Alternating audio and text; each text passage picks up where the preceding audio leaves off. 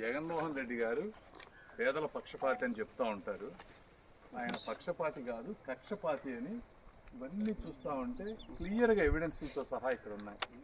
ఎందుకంటున్నామంటే చూడండి, ఇది చంద్రబాబు నాయుడు గారు అప్పుడున్నటువంటి సెంట్రల్ గవర్నమెంట్ కాంబినేషన్తో టిట్కో ఇళ్ళు ఎన్ని కట్టారో చూడండి. ఈ బిల్డింగ్ క్వాలిటీ చూడండి, అంత సిమెంట్ తోటి.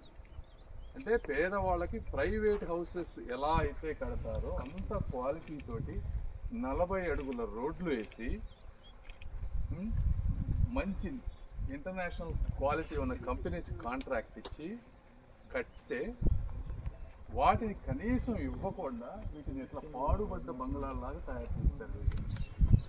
జగన్మోహన్ రెడ్డి గారు ఒక సెంటని ఇచ్చారు, అంటే 50 గజాలు, ఒక మంచం కూడా పట్టదు.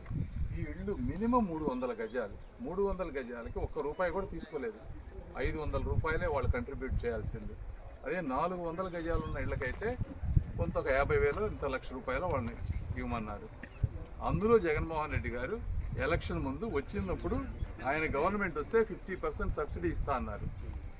అవి లేదు, వాళ్ళ దగ్గర నుంచి డబ్బులు తీసుకున్నారు, వాళ్ళకి ఇళ్ళు ఇవ్వలేదు, వాళ్ళు అప్పులు పాలై ఉన్నారు. ఈ ఇళ్ళు ఇచ్చుంటే ఇందులో ఉండే వాళ్ళకి, ఈ ప్రాంతంలో వాళ్ళకి నెలకి 5,000 రూపాయలు చొప్పున, సంవత్సరానికి 60,000 రూపాయలు. ఈ 5 సంవత్సరాల్లో ఎంత? 3 లక్షల రూపాయలు ప్రతి పేద కుటుంబానికి మిగిలే.